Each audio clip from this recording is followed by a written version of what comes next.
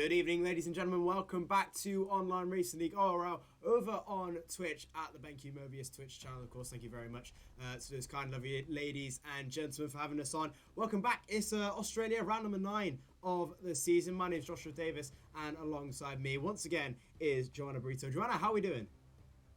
Hi Joshua, hi everyone at home. Welcome to one more race at ORL. Looking forward. So we had quite an interesting race last time around. Absolutely. So it was Jakob Rossetzi who took that race win, of course, in that absolutely incredible Italian Grand Prix. We'll get you updated with the championship standings. It is Daniel Bresnay who still has that 22 points advantage. Chanakinchi and Ismail Fassi failed to score and failed to get that advantage lower down, and Chanakinchi missing the chance to get to the top of the standings. Ismail Fassi now sits in third. Jan Haladej is up to fourth as well with that P3 spot with 70 points to his name. Jakob Rossetzi now sits fifth after his win, a brilliant win. It was well and truly deserved. Tony Roche sits sixth for Ferrari, with Bentamo Cogni in seventh. Christoph Seller sits eighth, Lilian de Brevcourt in ninth, and Modestro Mena now sits 10th, dethroning, I believe it was Domenico Lavecce. Going into the constructors' standings, it is a pretty familiar sight. Alfa Romeo have pretty much been leading this championship since round one. Alpine win P2. Obviously, Christoph Seller making most of those points up last time, with McLaren up to P3, Red Bull P4, Mercedes P5. That third, fourth, and fifth spot have been so close all the way through. Williams now sits sixth once again. I keep getting that wrong. With 62, closing in to Mercedes. Aston Martin are now 7th. AlphaTauri up to 8th. Ferrari sit P9, and Haas still in single digits in P10. We are pretty much ready to go for qualifying. I think we've got a few drivers out on tracks. We'll flick on over to our gameplay machine. There it is in beautiful Australia at Albert Park, of course. It is a very lovely circuit. Obviously, the first time we've visited here with the new modifications, if you like, obviously with that long fast right hander into turn number 9, number 8, whatever it's called now. Bogdan Moldovan is holding us through there right now. It's going to be an interesting one tonight, obviously, John. Our first time we've raced around the new Australia circuit. Do you think it'll be a little bit more of a challenge, or maybe a few more overtakes we might see from our drivers tonight from the new profiling? Well, as a very average driver, I may say that I quite like the new layout. I've always liked Australia, although it's a bit tricky to overtake, in my opinion. But the changes they made, both real life and, of course, the game reflecting those changes in real life, I think it makes the track more fun, at least. Absolutely. So it is definitely quite a nice track. Obviously, it has a lot of history, being on the calendar in real life F1 for so long. I can't remember actually the first race. It might have been 99 off the top of my head.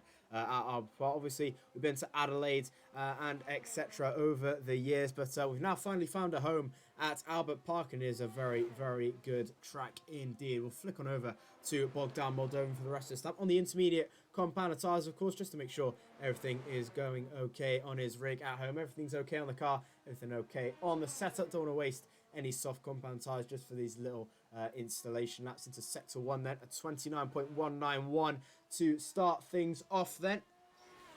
As apologies, ladies and gentlemen, we do have that notification on. There we go. Apologies for that. Just realised we had the overlays on. There we go. Flicked it back over now. There we go then with Bogdan Moldovan through into the new left-hander on the left and on the right. Famous in the last few years, obviously changed with the amount of speed you really carry going through that corner as well. Braking very hard in towards the right-hander, on towards the curves, and into sector 3, then flying towards that right-hander onto the 58 machine of that Ferrari, braking hard into the final couple of corners, and a very difficult right-hander which can make or break a lap. Very difficult to go flat out in that one and across the line for Bogdan Moldovan, and it goes to a 23.920, but it was invalidated anyway, and that is the first couple of runs. I think Nardi Perez is just behind him. Nardi Perez in the Mercedes, of course, still also in an invalidated lap. Of course, our drivers, as usual, doing their first attempt. Not real attempts, I mean, but the first get out on the track on the intermediates, probably meaning that there won't be rain in the race, and hopefully not in the qualifying session as well. But of course, he will still cross the line, so he has a time of reference to himself. But it's quite different from Stefano Ramaz's 1:22, and of course, then again, maybe just going for another one. Feels like he has enough time to just do this banker on the intermediates and then change and go for a soft tire attempt. Yeah, definitely. Stefano Ramazio topping the time sheet there, 22.270 as we just said. Nani Perez will still continue on his run as he makes his way through Sector 1 then. As we said, Ramazio topping that, 22.2. We'll be seeing them crumble down more and more throughout the session as we see Nani Perez through into Sector 2, the fast, flat out kink, if you like, I guess. Not really technically a corner, but you have to do a little bit of a flick of the wrist to try and get that car set up for the next left-hander. 46.8 for Perez. He makes his way over towards the curves. Very, very aggressive. That might be a little bit too much there. He probably won't care too much. He is on the intermediate tyre, so it won't be a good lap either way. 19 drivers on the grid tonight. We are missing one person, so we do have that 19 tonight, but it is 19 absolutely fantastic drivers. Speaking of new drivers, Jack West joins the fray, 21.484 for him. The Sparks, as he was known on Xbox, a very, very famous and top driver over on the console tier. Made his appearance known on PC as well, and looking definitely to try and get himself into challenges into the Challengers series in the not too distant future. It could definitely cause a little bit of a spark to Berezne's title hopes tonight. He definitely wants that 48-point advantage I think he might get going into the next round if he does win this one. Obviously, the next round is Abu Dhabi after this one. It should be an absolute cracker. Jan Haladej, he's on course for some good results as well. Obviously, his only race win coming at Azerbaijan. That brilliant race. He had pole position, passes to lap, and the win, of course, was 21.8 for him. So only about 4/10 exactly off Jack West, and another new driver, Lucas Jan, for Brazil in the Williams tonight, the 21.503. So only a couple of hundredths and thousandths of Jack West there. As Nani Perez comes back into pit lane, his teammate Ismail Fassi is also out there as well for Mercedes. No soft runs just yet, but we're still 10 minutes to go. There's still a lot of time for some more laps to come out. Yeah, now all Brazilian lineup down at Williams, and of course, if I may stay in the sense of Portuguese speakers, Nelson Alves also back in the grid, this time on the Alpha Tauri, if I'm not mistaken. Yeah. So let's see. I think we have our first drivers coming out on the soft compound. Let me just check. Where is Nadi Perez? Exactly. The first driver on track on the soft compound. Again, glitching it a bit and still looking at the box when he was already getting out on track. But we still have most of our drivers still in the pit lanes, and both Mercedes on different tires at the moment. Yeah, Nadi Perez is the first to bite the dust on the soft compound tyres early in qualifying 1, 10 minutes pretty much exactly left to go. His teammate just in front of him, Ismail Fassi on the intermediate tyres. Stefano Ramazio just joined him though on the softs alongside Andre Mola and Nelson Alves for Haas, and Ferrari of course for Ramazio. They join on the softs as well, so maybe the time now for everyone just to ditch the intermediates and get onto the softs as soon as possible. Nadi Perez is the first one to do so, so we'll take a lap with him once we get towards the line as he makes his way through Sector 3 now. Nadi Perez, a bit of an up and down season, of course, scoring a few points here and there, but never really had the pace to try and challenge for pole positions or for victories. Hopefully, he can maybe try and get something decent going on tonight at Australia down under as he makes his way towards the final corner. Let's take a lap then with Nadi Perez on this new Australian Grand Prix circuit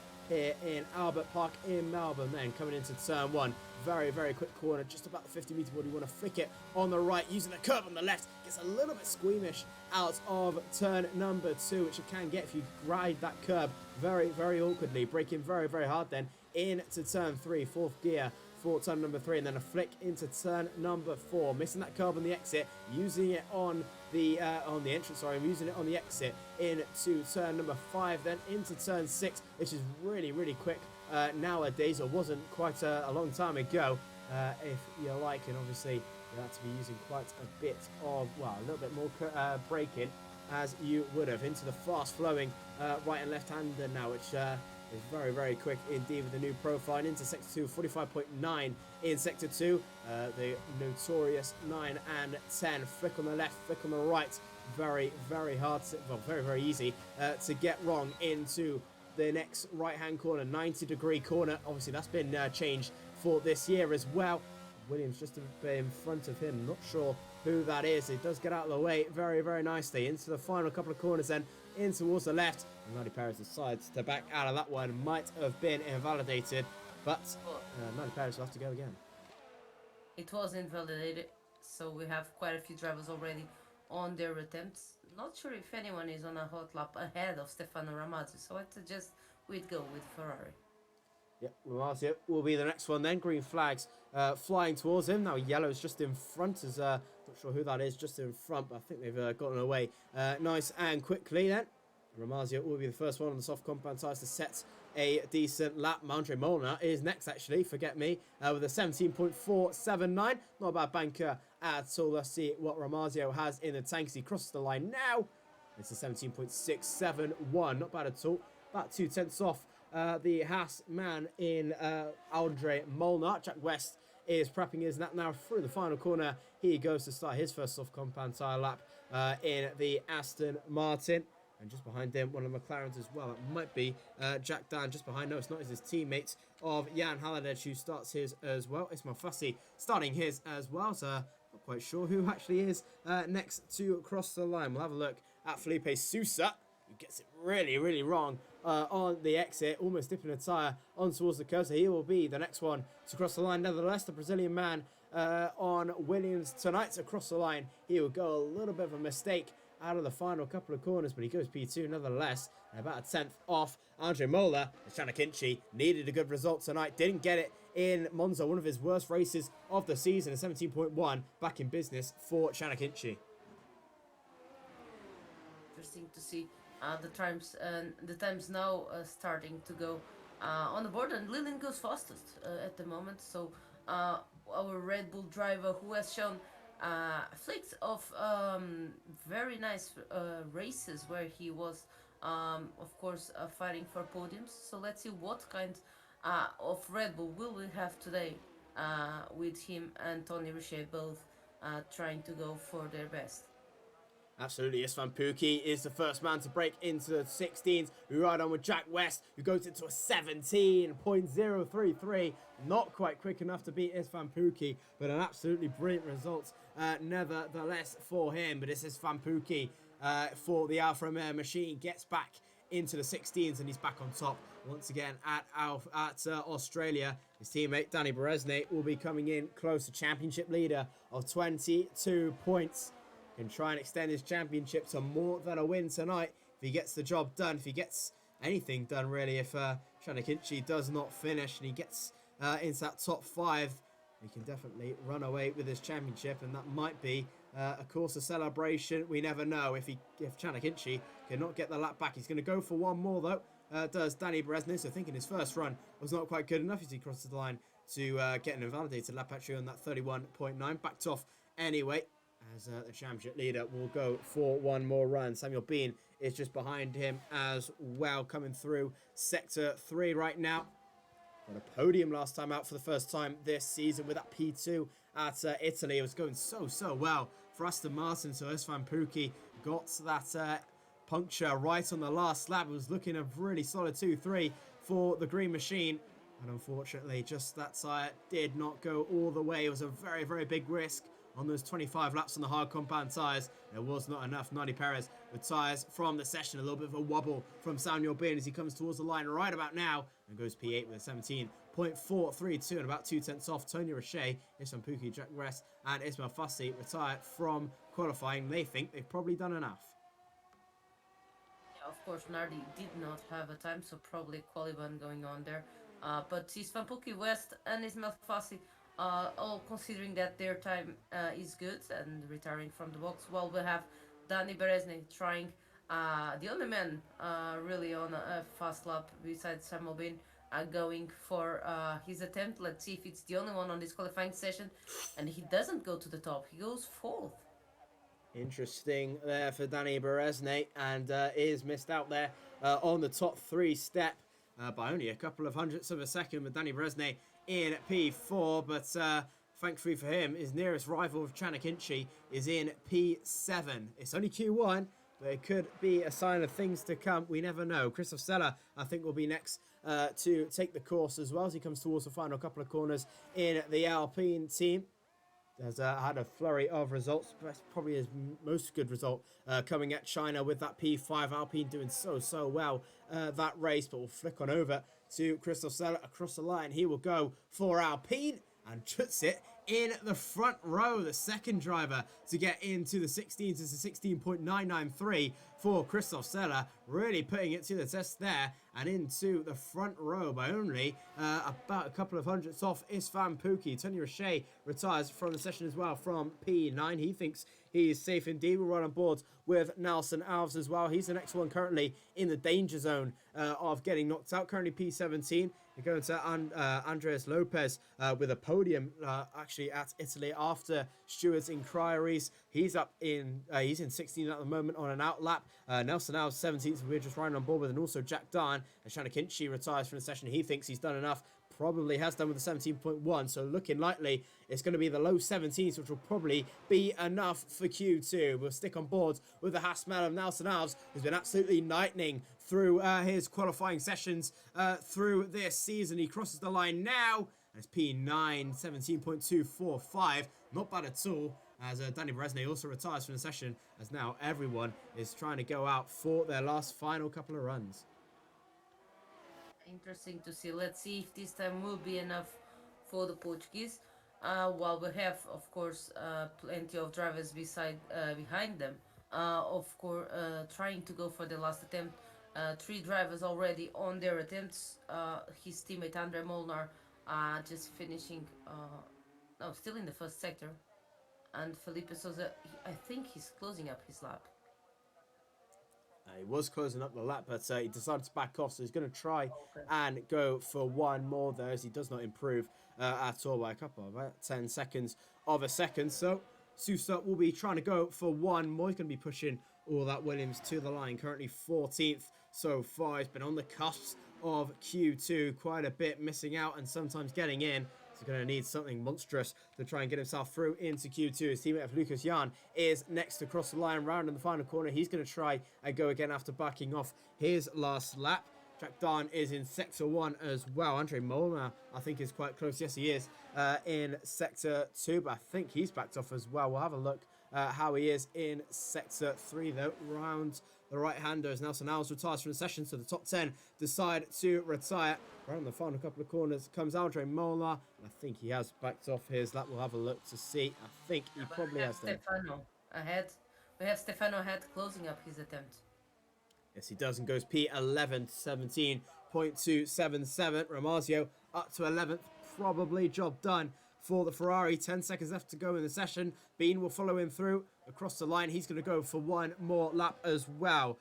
Bogdan Moldovan in Sector 2. Molnar in Sector 1. Checker flag is out. Sousa into P11. 3/10 of an improvement for the Williams driver then. Only missed out on the top 10 by a couple of thousandths of a second. Sousa pretty much through in Q2. Andres Lopez making his way through the final couple of corners as well, as Jack Darn makes it out of Q1 as well. Into 13th he go. Might be on the cusp. Here comes Lopez though. Got the podium at Italy. Can he get through into Q2 in Australia? The AlphaTauri man round in the final corner for Parnell Racing across the line. He will come now. The DRS hits him in the face. Yukaslan goes into 13th. Here comes Andreas Lopez into P8. Nicely done for the AlphaTauri driver into P8. 17.137. Bogdan Moldovan. We next cross the line. He's 14th, and I think that might just do it. Andrei Molar is pushing through, got a little bit wide. Is that an invalidation? Not quite sure. Jack Darn is out of qualifying. Samuel Bean is out of qualifying. Here comes Molar, trying to encourage through. DRS wide open. Is it enough for Q2? Across the line. You bet it is. P10. Andrei Molar, 17.157, and knocks out Lucas Jan, Jack Darn, Samuel Bean, and Nadi Perez. Yeah, Samuel Bean with an unfortunate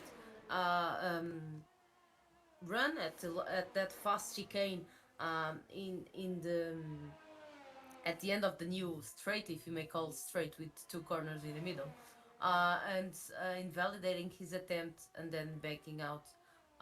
Unfortunate for the Aston Martin man, but I'm sure he will recover during the race.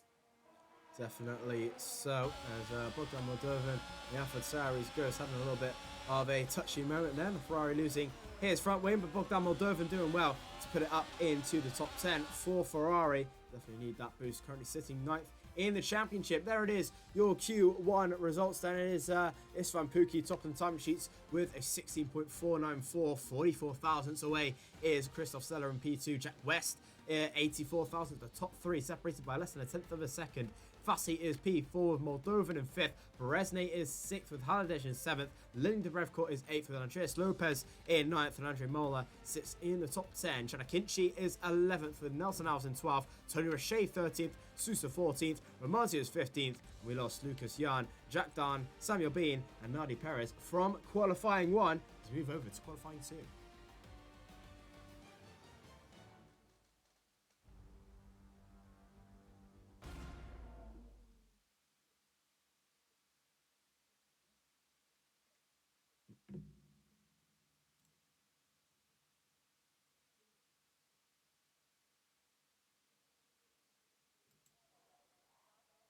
Here we go then in qualifying 2 right about now. We get ready to go for the second round of qualifying in this session. And it was 4 of our drivers getting knocked out there as we are on a 19-man grid. We'll get everything ready to go. And who will bite the dust first in qualifying 2? One of the Red Bulls looking punchy to come out first, I believe. That's Lilian de Brevcourt just behind him in P12. As we get ready to go for qualifying 2 for 15 minutes of pure action, which determines the shootouts in Q number 3. As hopefully I can try and lock onto a driver. There we go. Felipe Sousa out there in P6 makes it through for Williams. Alongside one of the Alpines there is that Chanakinchi just in front of him. Yes, it is. The man who's looking for that championship to go all the way to the wire as best as he can. And trying to stop from Danny Beresne, extending that championship to quite a big advantage. A little bit of interesting moments going on there from the connection-wise. Not sure if that's me or anyone else, but hopefully nothing happens which is too sinister. Christoph Seller making his way out as well. As we go into Q2, Danny Beresne was P8, I believe, in qualifying. Hopefully he can try and get a little bit further up the field there, Joanna. Interesting to see. What will be the 5 dropping out at the end of this session? Of course, only 2 drivers still in the box, as we see one of the Red Bull of Tony Roche getting out as well. But it looks a bit like at the end of qualifying 3 in Monza at the moment, with all the drivers queuing up in a line, and it actually makes me think: is it going to rain? Yeah, it could do. As we had a little bit of a shower in Q3 last time out at Monza, of course. It got absolutely hectic right at the end. Everyone pretty much on their same lap to try and get a dry lap in. We pretty much have everyone out there right now. We are in Australia, so there's a lack of chance we do have rain, but we have seen rain in the past. 2011, I think it was. 2012, we had a little bit of a few showers throughout the race and in qualifying. I believe that was won by Sebastian Vettel, if I am corrected. 2009, as well. Saw a few interesting moves as well. But we're right on board with Jack West, who is our first man out for a first couple of laps.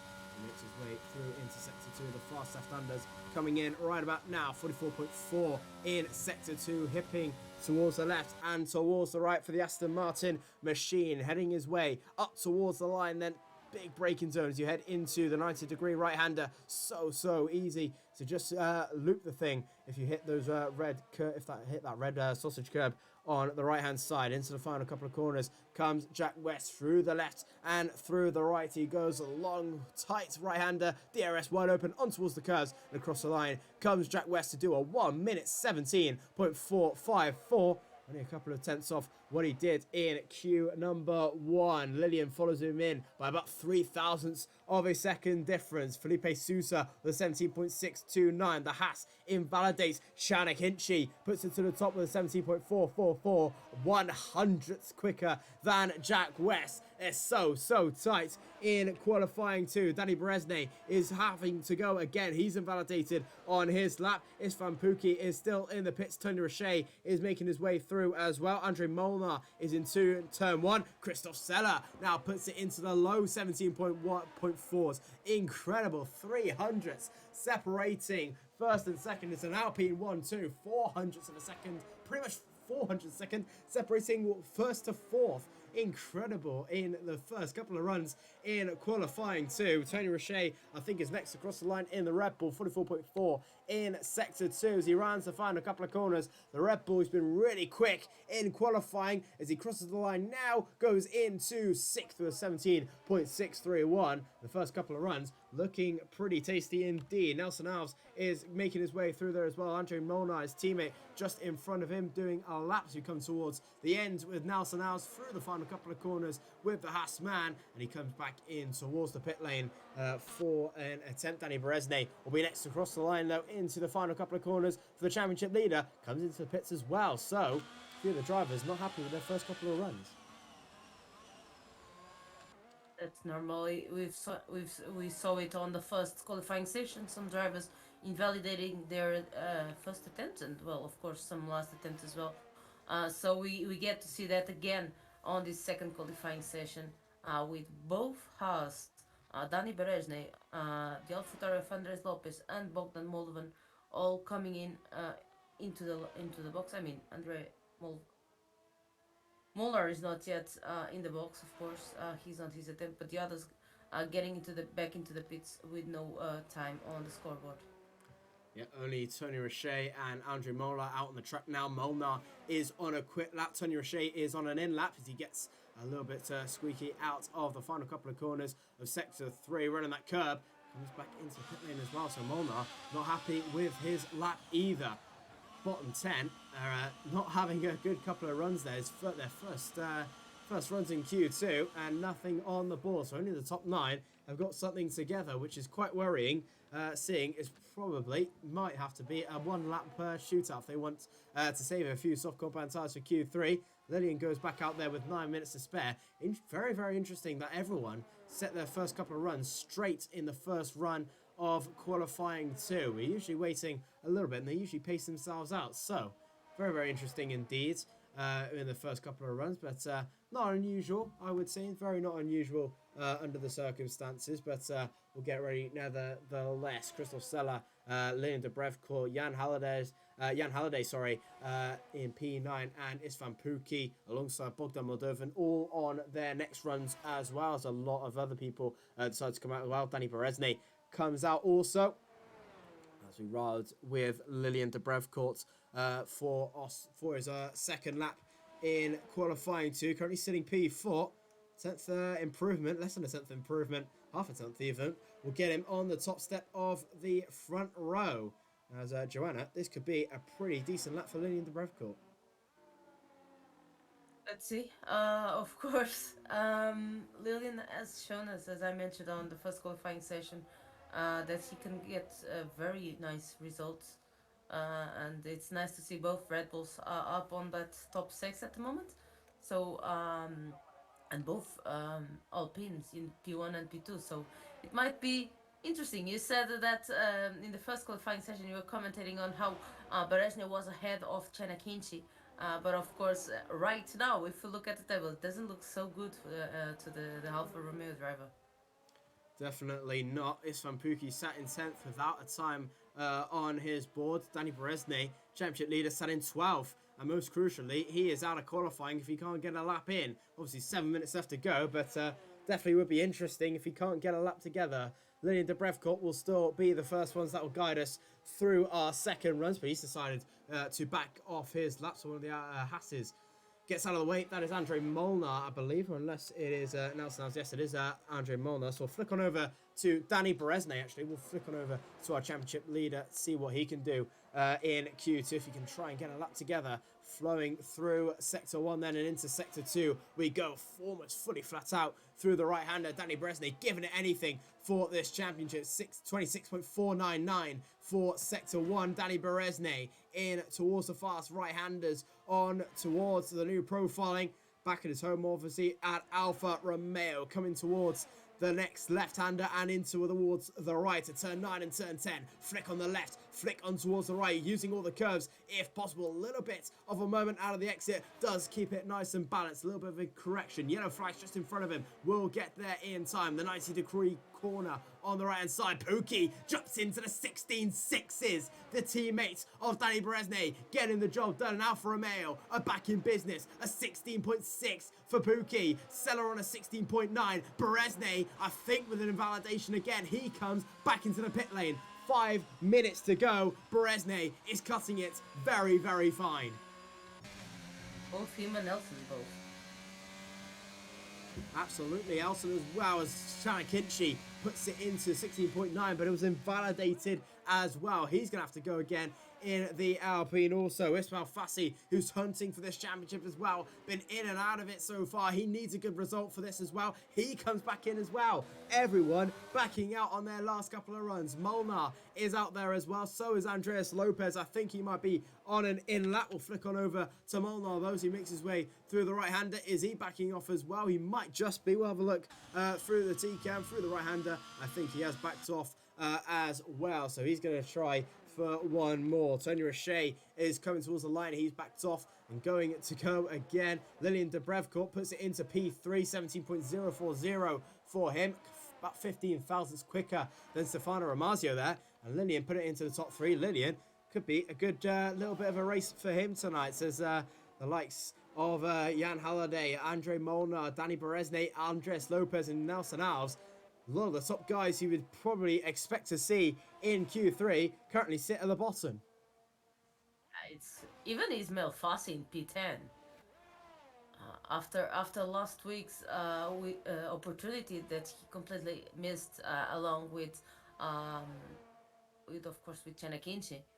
Interesting to see them struggling a bit, in my opinion, to get out of qualifying session 2. Who doesn't seem to be struggling too much is Istvan Pukki, who already retired from the session. Yeah, definitely Pukki retiring from the session. Got 3/10 on Christoph Seller, so probably is going to be safe. Danny Berezny is straight back out there in Sector 2. I'd love to know how long is left in this session. And I think last time I checked, there was about 5 minutes, so it might be 3 minutes left to go in the session. This is going to have to be all or nothing for Danny Berezny. It's going to have to be one of the laps of his life to get through into Q3. 3 minutes 40, I think that was, left to go in the session. And we'll ride all the way through with Danny Berezny in Q number 2 as he makes his way towards the final couple of corners. Here comes Danny Berezny, right on the left. Out of the exit on towards the right, and Danny Berezny hits the power hard. DRS wide open, and here we go then for a lap of Albert Park with Danny Berezny coming into turn 1. A car just in front hopefully does not impede him. It's the Aston Martin. Oh dear, oh my goodness, thankful for the ghost. And Berezny, I think, already backing off there. And that is backing off, and that is not going to be happy. I'm sure he's absolutely furious with what just happened there. That might have been Jack West coming out of the pits. A little bit of miscommunication, and that is Danny Berezny having to go again. And the ghosting was really odd, but thanks to it, it didn't really get any damage into the Berezny's car. So He will have time to go ahead with 2 minutes 40 to go. I think the next one on a hot lap will be Nelson off. Nelson Alves currently in 15th as he makes his way towards Sector 3 now into the final couple of corners. Not a time on the board. Neither is his teammate Molnar or Beresne or Lopez from 12th down. So he really needs something big and something now. 2 minutes left to go in the session. This is only going to be his pretty much his last lap in qualifying. The two Ferraris go 2 by 2 out of the exit of the pits. As we make our way with Nelson Alves coming towards the back straight, then in towards turn number 1. Jack West was in front. He's just starting his lap right about now. Yeah, the flags in sector 2 as one of the Ferraris, I think, having a little bit of an off just in the background. Nelson Alves making his way through sector 1. What's his delta going to be like? 26.6 in sector 1. Not bad at all as he makes his way towards sector 2. Fully flat out is that Haas as he comes towards the back straight, then in towards the new fast left and right handers, in towards 9 and 10, then braking very, very hard on the 50, flick on the left and a flick on towards the right, nicely balanced by the car, beautifully taken by the Portuguese man of Nelson Alves, braking hard into the 90. It's a little bit of traffic there, just the AlphaTauri on the right hand side, beautifully broken once again is Nelson Alves. He's on a brilliant lap so far in the Haas, currently 15th without a time set with 1 minute and 10 seconds left to go in the session. He makes his way towards the final couple of corners with Nelson Alves. DRS wide open, a little bit of a moment on the exit. That's going to damper his time, but he comes towards the line on a 17.166. That could have been a 0 and maybe even a 16.9, but his P6 might just be enough. Well, let's see. He made a couple of mistakes on the first sector, then that last mistake on the last one, so he won't be happy with himself. Let's see what time Danny Beresny can get on board. He's in the start finishing straight, so crossing the line and going up to P1 1:16.644. And Joshua, this is where the good drivers show themselves, all the pressure on his shoulders, and he just put it on top. Absolutely needed something big and gets the big one. Danny Beresne sits on top once again by about 4/10, and there is Chanik Hinchey. His championship rival goes and beats it by only a couple of thousandths of a second. And Chanik Hinchey, who needs absolutely everything this race, has got it on the front row. Does dethrone Danny Beresne. So happy with that. Fussy is P3 there. Jack West is making his way. He's just finished his lap in P5. Crystal Seller is making his way through there as Felipe Sousa is out of qualifying. Nelson Alves is out of qualifying as well. So is Tony Richet. Bogdan Moldovan and Andres Lopez left to go. Here comes Andres Lopez. He goes into P10. Really on the cusp. Bogdan Moldovan, can he knock himself out in Andres Lopez? Yes, he can. P5 for Moldovan again. Lopez is out of qualifying. His teammate Stefano Ramazio stays P12, and that's who is knocked out of qualifying. Lopez, Ramazio, Alves, Sousa and Richet all knocked out of qualifying, but there's still lots more drivers left to go. Lillian 600ths down in sector 2, not looking likely he's going any quicker at all. No, he's not. Jan Halliday is next across the line, just behind him across the line. He goes into P5, a 10.5 an improvement into P5, and that is qualifying 2 with Chanik Hinchey on top by only a couple of thousandths, to be precise 4 thousandths of a second. Quite interesting to see where those two, and this Malfassi as well on top. Should be interesting to see these three battling it out on the race. And first for pole. Absolutely, Danny Beresne, the main talking point there, missing about 3 laps of his by pretty much almost no fault of his own. Jack West having a little bit of a moment into his previous run, and a few invalidations as well for Beresne, who's really feeling the pressure here in Australia with only about 3 rounds left to go of the season. It's really looking pretty tight. Chanik Hinchey just pips him, but by only 4 thousandths of a second. The new man for the Veloce Elites, as they've just announced also a few days ago, back for their league racing ambitions. They come back as well into the tiers as we make our way towards the Q2 race results. And I'll try and up the audio if I can. So I've just noticed it is a little bit quiet on the TV cams. But here we go then into Q2. it's Chanakinchi who tops the time and cheats by 5 thousandths of a second to Danny Berezne in P2. It's Mofasi is third with this Vampuki in P4, half a tenth separating the top four now. With Jan Halliday in P5, Bogdan Moldovan is sixth. Jack West is seventh with Christoph Seller in eighth. Andre Molnar is ninth, and Lillian Debrevkor is in P10. We said goodbye to Andreas Lopez by 3 thousandths of a second. Romazio is 12th, Nelson Els is 13th, Sousa is 14th, Antonio Roche is 15th as we make our way towards Q3.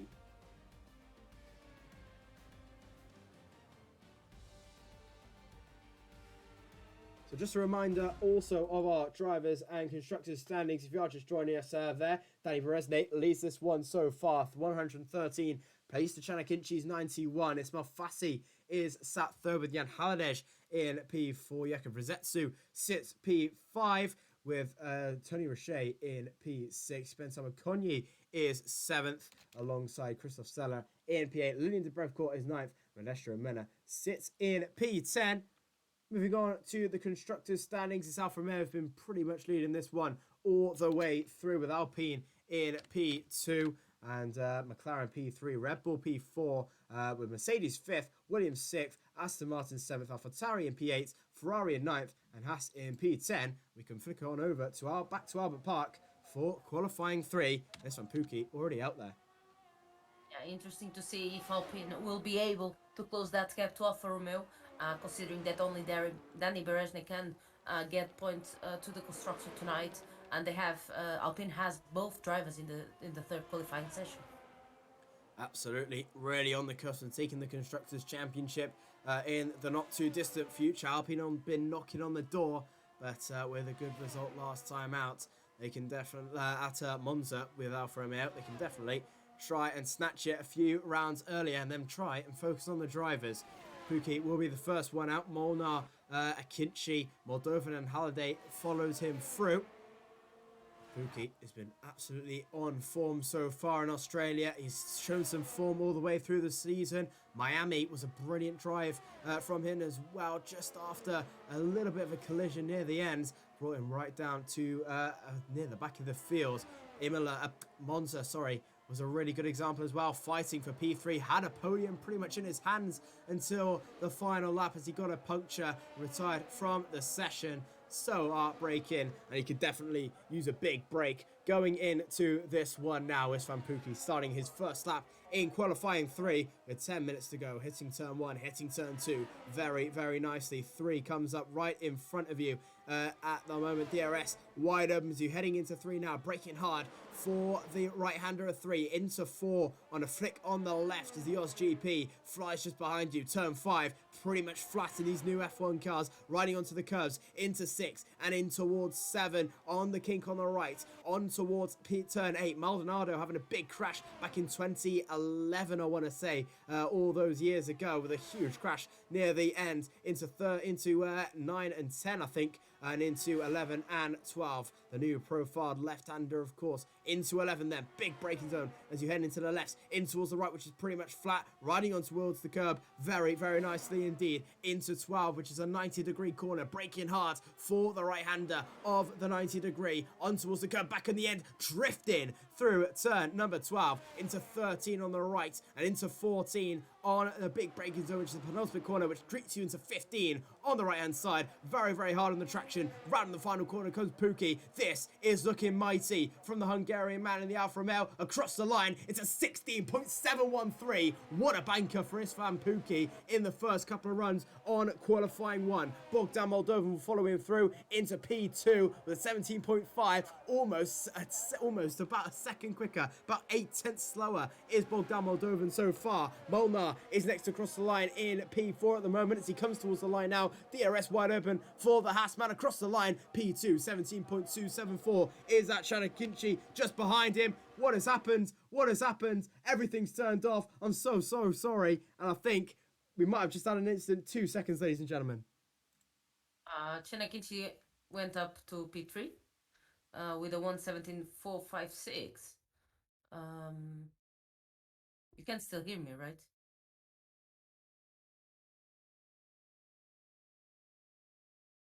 Okay. So Yeah, you'll need an invite for it.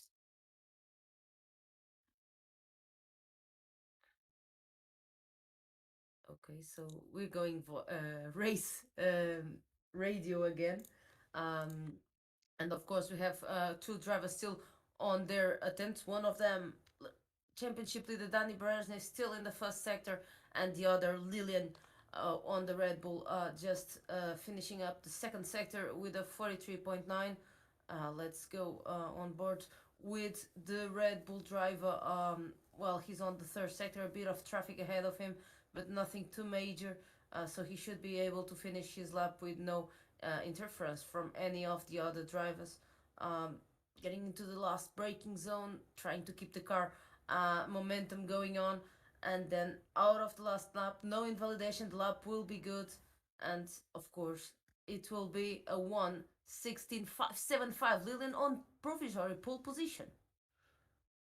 Back to Danny Berezny, who aborted his attempt with the lap not invalidated, so something must have happened. Trying to check, but he doesn't have any damage on the car, so it it probably just trying to figure out the best way to go for another attempt, trying to recharge a bit the battery, perhaps. And of course, we already have other drivers on their last attempts, on their attempts, of course, not final, of course, still 6 minutes to go with this Malfassi invalidating his first attempt.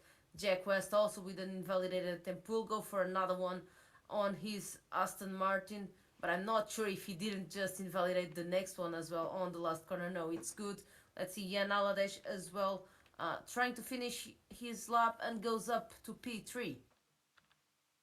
Yeah, hello everyone, we are back now. Apologies for that. Yeah, Jan Halliday goes up into P3, 16.746. Lillian de Brevcourt knocking everyone's socks off so far by 0.2 of a second in queue number 2. Hopefully there is a little bit of audio for you. Apologies if there isn't. I will try and fix that as soon as possible. But wow.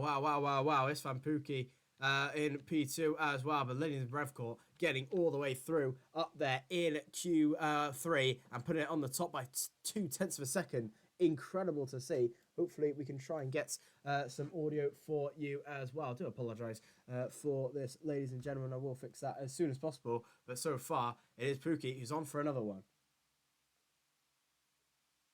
Well, it's Lillian, really, at the moment, isn't it? It is definitely so. Absolutely. Lillian blowing everyone away. It's amazing to see such a gap at this level for the Red Bull driver. While we have Christoph Zeller coming back into the pit lane, I'm pretty sure Jack West just following them as well. And the only driver on track already is Istvan Pukki on an attempt, really. So let's see how the Alfa Romeo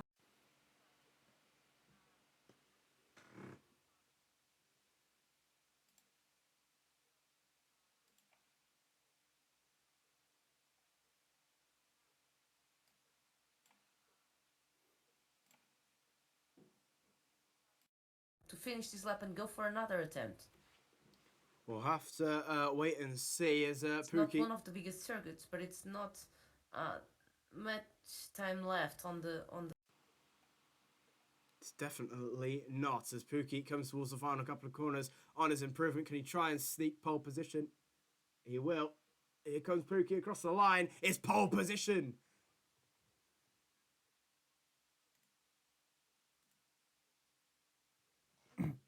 1-2.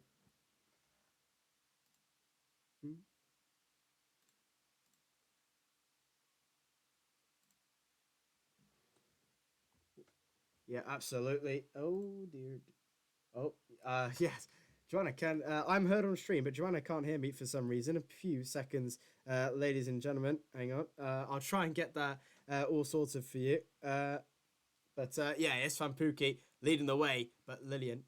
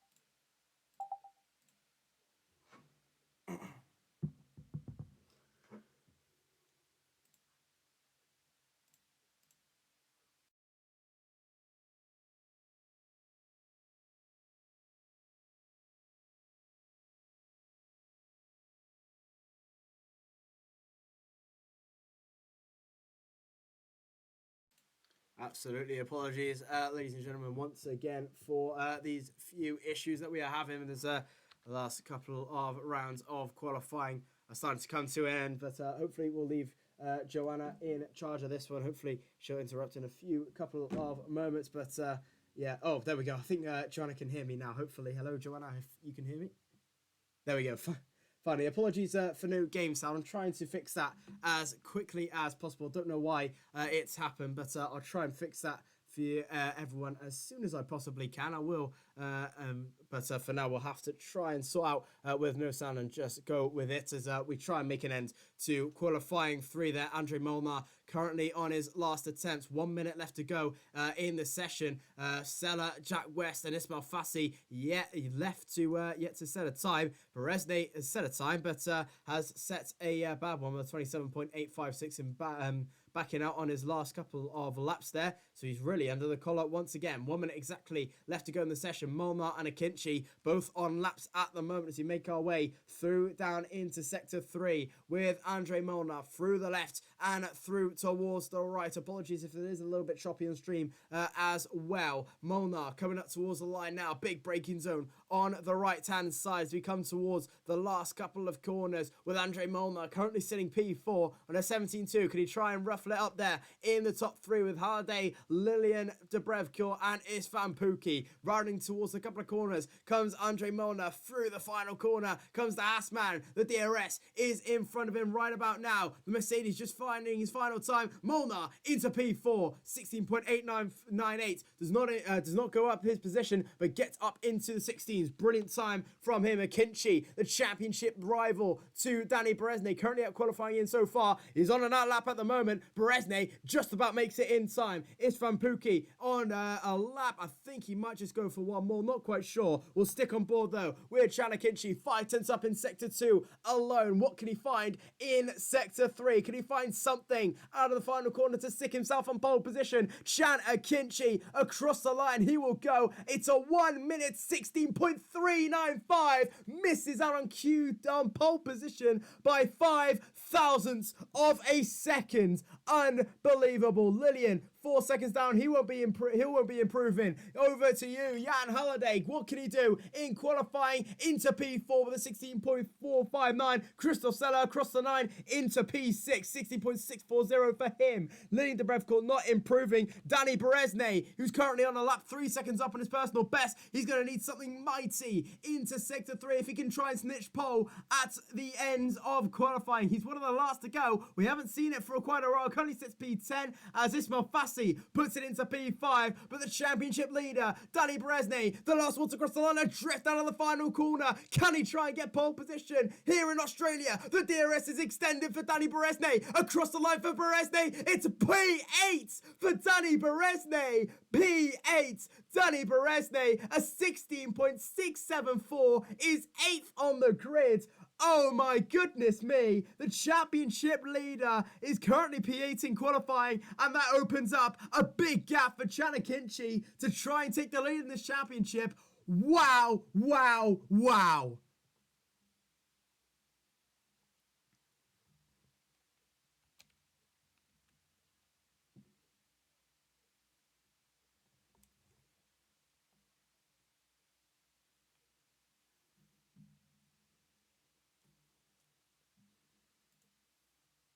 Definitely not, as we'll go over the top 10 for you now. Pookie, for the first time this season, is on pole position. Chan Akinci is P2 by 5 thousandths of a second. Jack West is 3rd. Halliday is 4th. Ismail Fassi is 5th. Lillian Debrevkor is 6th.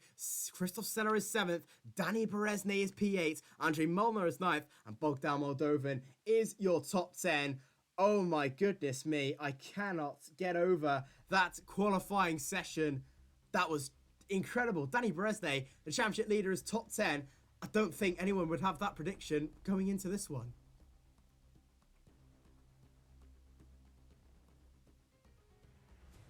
Oh no, what's happened there? Apologies, ladies and gentlemen. Hopefully, Joanna can be heard. 2 seconds. We get over to the gameplay very, very quickly. Apologies for this mess tonight, as we'll quickly try and fix everything as soon as possible as the race is about to go. Hopefully Joanna can be heard now. Joanna, hopefully if you can just speak now, hopefully everyone can hear you.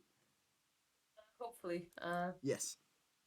Yes, There we perfect. go. So yeah, let's see what will come out of this race. Of course, we had Kodor Ningolo joining us for the race, so he will be starting from P20.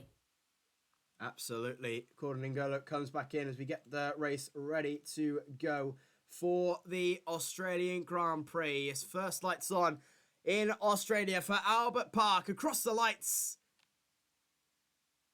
they go out and we are racing in Australia. It's a good start from Isfan Pookie. Not a decent one from Chanakinchi as they all come bustling down. Almost Jack West going around the outside of Chanakinchi into turn one. Does he get the job done? Yes, he does. Chanakinchi down into P3 already, having a pretty torrid start and already looking on Ismail Fassi as well with Lillian de Brevcourt trying to get involved. They almost go three wide into turn number one. Chanakinchi having a torrid start out here as Fassi down the inside. He goes, do they make contact? No, they don't. But Chanakinchi just holds on into P3. Pookie still leads this one. Lillian in P5. Jan Haladesh in P6 with Danny Bresnay not making much ground in P8 so far. He's going to need something big out of this one as he follows Christoph Seller all the way through. A pretty clean start for everyone as Pookie leads. West in P2. Chanakinchi third. Fassi fourth. De Brevcourt 5th, Haladesh 6th, Seller 7th, Beresnay 8th, Molnar 9th, Moldovan in P10.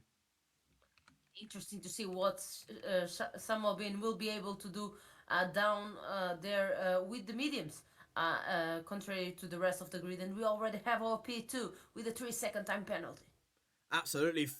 Jack West already with a 3-second penalty is Seller, Molnar and Moldovan, I think, going 3-1. Beresnay getting the both of them, into P6 he goes. What a move. Bernie Beresnay from P8 up into P6, 3 wide into the 90-degree corner. Beresnay says thank you very much. Up into P6 he goes. And that is Danny Beresnay up into P6. 1.2 seconds back on Lillian de Brevcourt as he starts his charge now as one of the Red Bulls having a look. That's Tony Richet having a look on Andreas Lopez. Nothing doing there, but Pookie still leads by about 0.5 of a second with Jack West, who already has a penalty after the first lap. Chanakinchi is third with Ismail Fassi in P4. Lillian de Brevcourt is in 5th with Danny Beresnay just behind him in the road in P6, who's on a mountain of a charge, and it's gonna be one of the drives of his life to try and get this championship back underway going into Abu Dhabi as Isfan Pookie leads the way still. Chanakinchi is gonna need something as well.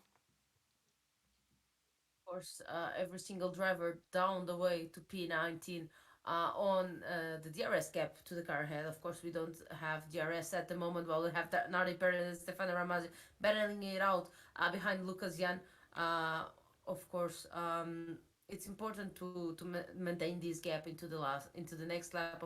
They will not have the DRS at the beginning of the lap since the detection zone is before.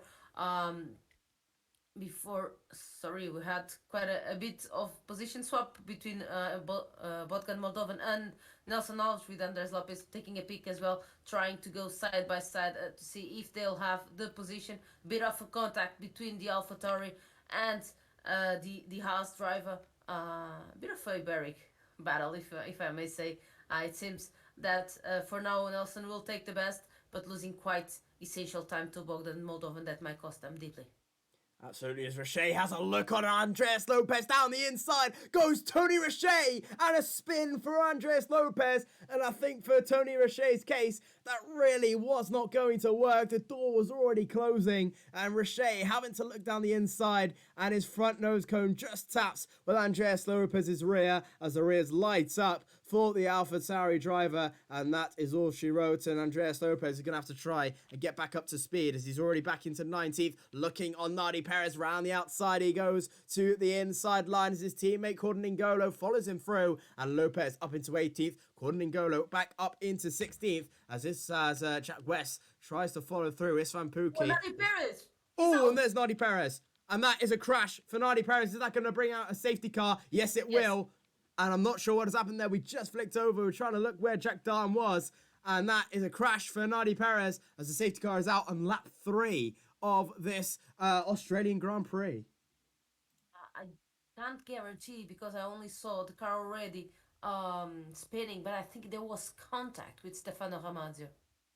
Might just have been. We're not quite sure though, but big accident out of the final couple of corners there.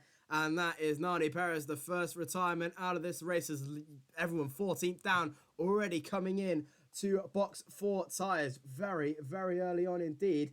But could they go the distance? Probably can do, as they go towards the last couple of corners in Sector 1. Pookie still leads this one. West in P2 now, with Chana Kinchi in P3. Danny Berezne makes his way up into P6, as well, as they start to all back up under the safety car.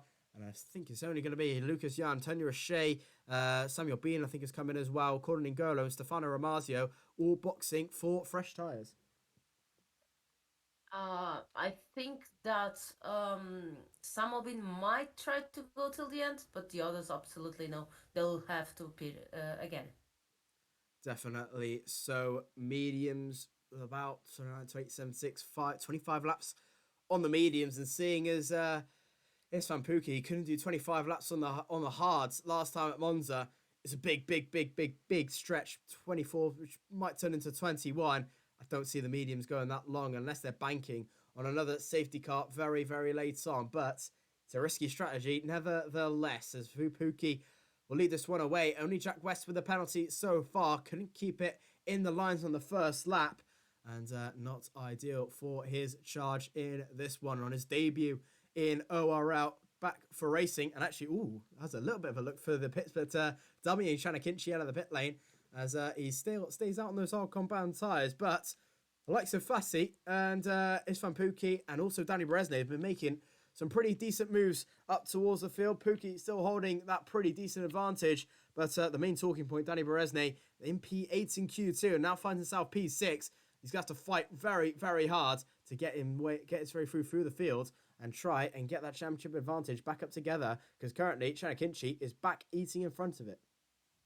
Well, and this Melfast is right behind Akinci, right? So they will be battling it out between those two as well for at least P2 in the championship. So interesting to see if that battle might not just favor Danny Berezny. Absolutely, as it currently stands, as 15 points of a gap between Shanakinchi and Danny Berezne going in to the next round. Of course, we've still got four more rounds left to go as well. So this is going to be pretty interesting all the way through. But every single race counts. If Danny Berezne can win this one, then it might just be a little bit far for Shanakinchi to try and push himself through in this race. But we will continue through as Danny Berezne not leading for the first time this season in P6. The only race he hasn't won, hasn't been in P1 is P4, and that's his worst result yet at Canada, where he was leading on the last lap, but a disconnection on the final corner cost him the win as the safety car comes in this lap as we get back under racing on lap 6 of 29. 23 laps to go of this Australian Grand Prix. It sees Pukki in the lead with Jack West in P2. Shanakinchi is third. Fassi is fourth. Lillian is fifth with Berezne in sixth. Stella seventh. Haladej eighth. Molnar ninth. Bogdan Moldovan 10th. Alves 11th. Sousa 12th. Lopez 13th. Jan in 14th. Roche is 15th. Bean is 16th. Dan is 17th. Corner Golo in 18th. Ramazio is 19th. With Berezne causing the safety car. Place your bets. We're back racing as Fassi already getting Shanakinchi off the line as Shanakinchi comes into the pit lane. And so, I'm not sure what that was for maybe, but Shanakinchi coming into the pit lane, and that is for a broken wing. Shanakinchi with a broken wing at the start of the lap, which now brings Fassi on the podium with Danny Berezne back up into P5. What has happened to Shanakinchi? I have no idea, but they were so close to each other on that restart that something was bound to happen. Crucially though, Ismail Fassi has more than 1 second to the car ahead, and he really needs to close that gap. He's doing it at the moment. Let's see if he is able to keep that gap smaller and try to attack Jack West. But on the other hand, it might be interesting to see if he gives Lillian a bit of help defending from Danny Berezne. Absolutely so, and already in a matter of seconds, the championship slips in back into the hands of Danny Berezne. Jack Dan up into 15th as well. As we further look towards the field, is Istvan Pukki currently leading this one. West is in P2 with Fassi in P3. And with now Chanakinchi 17 seconds behind in P19. It was looking so good for Chanakinchi. And with the front wing change at the start of the safety car, it looks so bad all the way over again as Istvan Pukki still leads the way. West in P2, Fassi is third, Lillian de Brevcourt is P4, Berezne is in P5, Sella is in P6 as well. Jack West closing down, we'll have a look to him. Jack Dan sets the fast lap of the Grand Prix, 21.108 on the medium compounder tyres. Fassi is P3 as well with Lillian in P4, Berezne 5th as we've just mentioned. And Berezne looking for that P4 spot as well to try and get himself 32 points in front in this championship. Is that how it stands at the moment? Richet with a 3-second time penalty added to the end of his race. Berezne closing the gap as there goes Tony Richet. Actually, yellow flags. And that is Tony Richet, who's had a little bit of a moment and going slowly.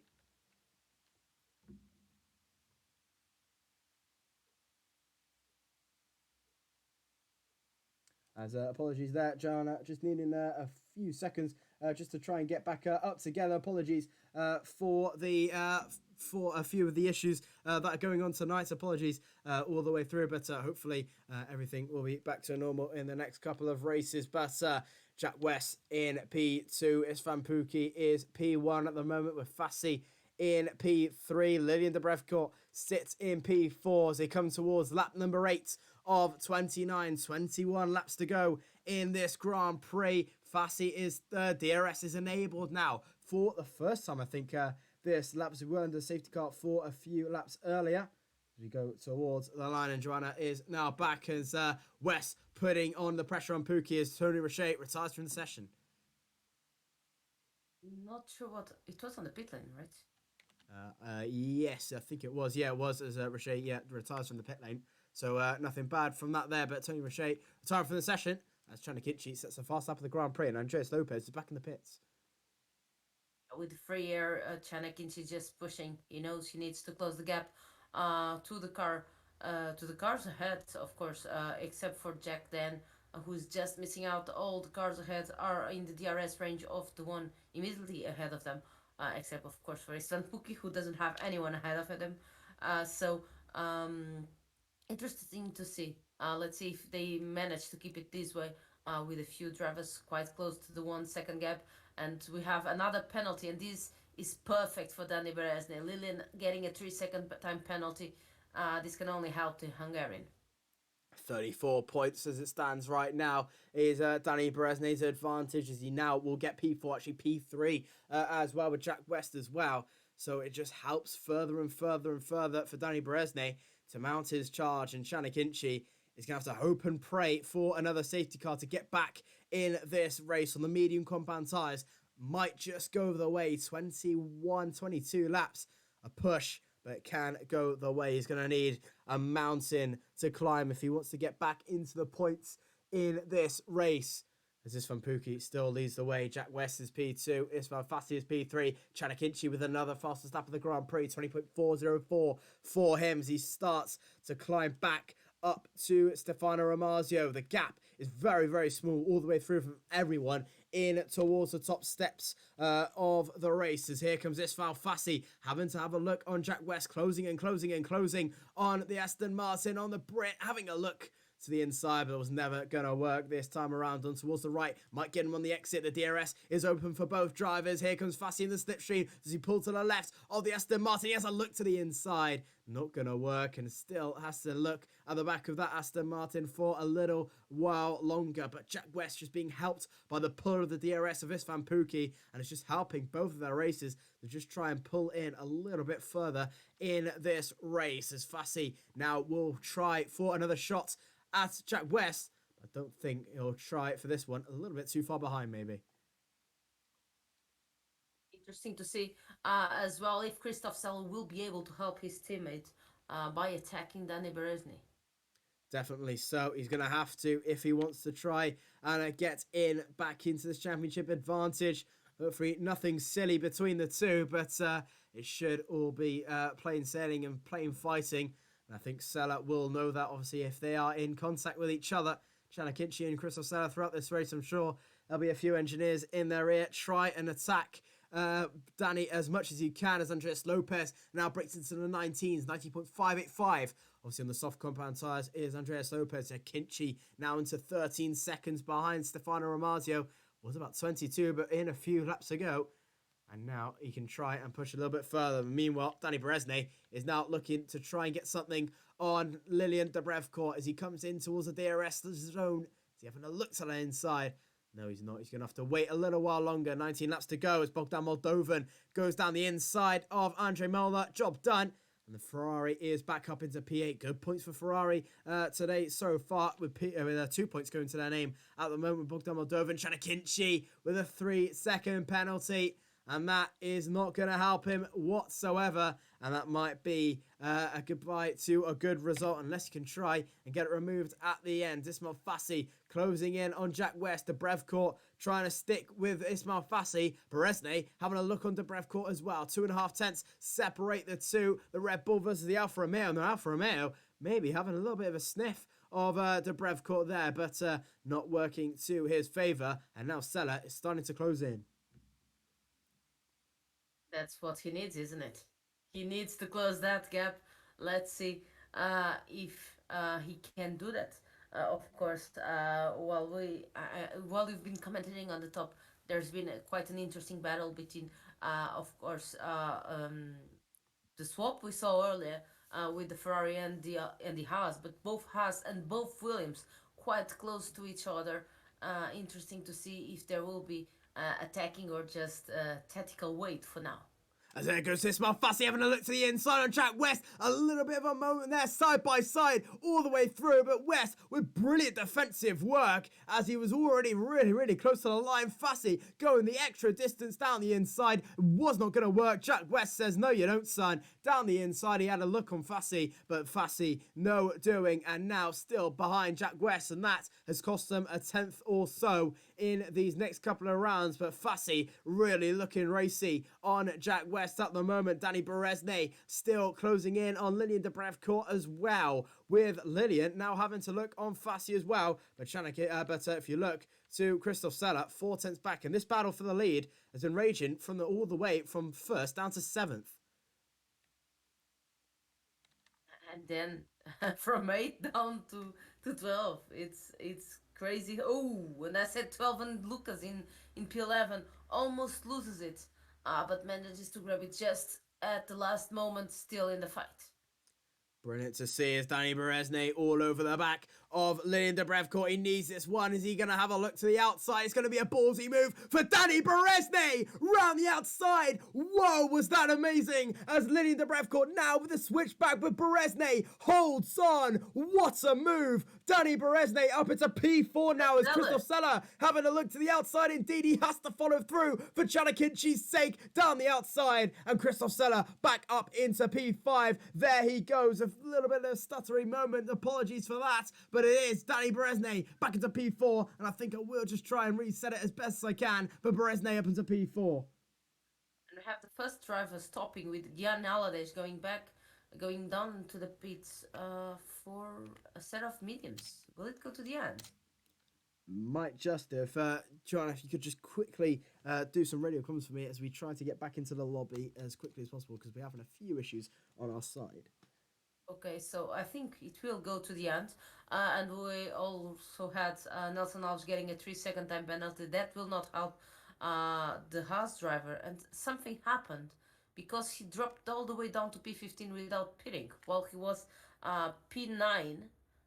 So something happened with him. And maybe also to Stefano Ramazio, who is now P14. No, it was not Ramazio. It was Moldovan in P7. But someone else must have dropped as well. And I'm not sure who. We have a full safety car. So this will bring the pack together at a time that Chanakinchi was already catching up with Jan Alades, who had stopped. Interesting to see what our drivers will choose. This is perfect for those on the hard compounds that haven't stopped yet, as they will be able to pit under the safety car and lose less time to the competition. So Pookie into the pit lanes, Jack West, Fossey goes, Danny Beresnik goes as well, Zella, Lillian, Bogdan Moldovan, Andre Molnar, both Williams. And this will be interesting to see because Felipe might lose some positions here. And of course, everybody all the way down to P14, except for Samobin who stays out on the hards. He has fitted these hards at the first safety car, so this might just help him take these hards till the end of the race. With the safety car and going slower, might just be the little extra help that he needed to make these hards go to the end. But of course, he will have a full grid of medium tires, um, almost a full grid of medium tires, trying to get that P1. The first being Istvan Puki, but we have Christoph Zeller going for soft tires. So Joshua, what I was saying about Christoph Zeller trying to attack Dani Beresne. Dani Beresne lost quite a few positions because Istvan Puki, of course, is also on the Alfa Romeo and was quite close. So Dani Beresne is all the way down to P7 at the moment behind Lily and Christoph Zeller. And of course, Ismail Fassi, Jack West, and Istvan Puki. And all these behind Samuelin who didn't pit.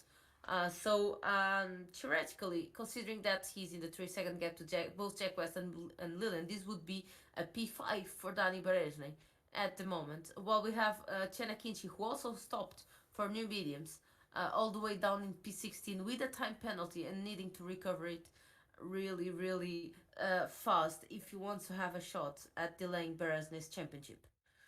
Um, in the meantime, we had Andres Lopez also staying out. So yeah, those hards will go to the end. He might not have a new set of mediums to fit at this time. Interesting to see what Christoph Zello will do. He might be considering attacking Ismail Fassi as well, because Fassi and Chena Kinchi are also battling it out for a position in the championship. And at this moment, it's going pretty much the Mercedes driver's way. Definitely. So, yeah. Definitely. So as we try and log back in, apologies for that, ladies and gentlemen. As we try and get back up into the lobby, apologies for the frequent crashes, and I think something's up with the audio as well, as I've been unable to fix that also. But to try and fix ourselves back up together, it is still pretty much where we left off, as a safety car up on our sleeves. As now Samuel Bean leads this. Was still a few stutters everywhere. Not sure why there is a few stutters, but hopefully everything will fix back once we are ready to go. But it is Samuel Bean leading this one. Pookie is second. Jack West is third. With Fassi fourth. Seller on the softs, which is interesting, in fifth. Lillian Debrevcourt is sixth. Beresny seventh. With Bogdan Moldovan eighth. Molnar is ninth. Ramazio comes in to retire the car from 17th into P10 as Jan Halliday. It was on track. It was on track. Interesting to see. Yeah. We have a look there, and yeah, that was a moment from Stefano Ramazio into the wall, and that is not what you wanted to see for Stefano Ramazio in a good position, as he's hit the wall and done a little bit of a Roman Grosjean. Oh, apologies there, ladies and gentlemen, as we just try and fix the sound for you as best as we can. No, we can't.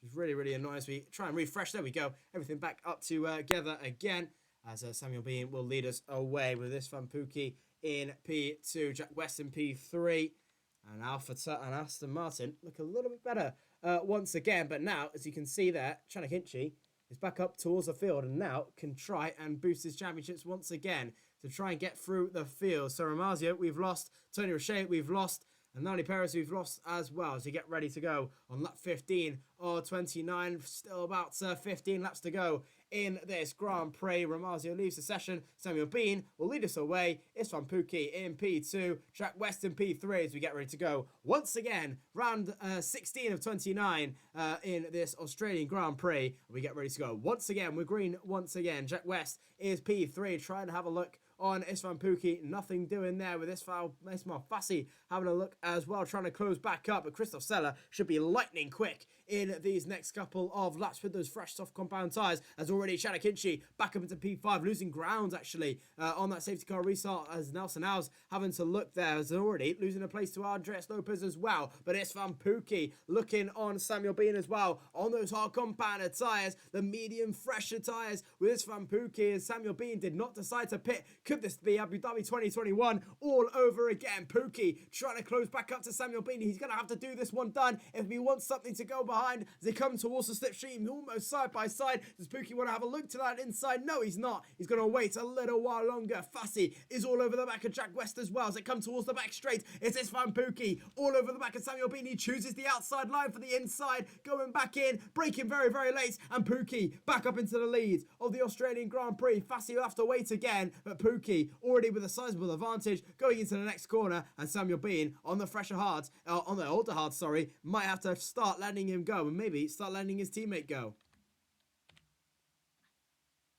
What first lap at this moment? Let's see. Of course, Samuel Bean letting Jack West going at this time with he will be a fresh prey with Ismail Fassi already putting himself side by side. Of course, Samuel Bean has the toe from his teammate ahead, and Fassi, yeah, he will lose the position thanks to this battle, probably going side by side with Christoph Zeller. Zeller with the better tires, gaining the position on the Mercedes. Both drivers will for sure try to pass Samuel Bean either on this lap or the next one. Absolutely, Samuel Bean really being caused a nuisance for Sella and Fassi in this one, as Fassi loses position regardless, and already Samuel Bean has lost the DRS to Jack West. There goes Christoph Sella around the outside. He has to get the job done. Around the outside he goes, and job done. Christoph Sella up in towards the podium for the first time, probably, I think, this season. Christoph Sella seasons up P3 as Ismail Fassi now having a look down the inside of Samuel Bean, having to have a look down the inside. Oh my goodness, so close between Samuel Bean, really missing his braking, so he chooses a position to Berezne and Lily Debrevko. He has a look down the inside of Danny Berezne. Berezne will have the inside line, tries to cut it to the outside, goes Lily Debrevko. Can Fassi try and find anything? He's going to have to look on Danny Berezne, side by side, contacts Berezne and Debrevko.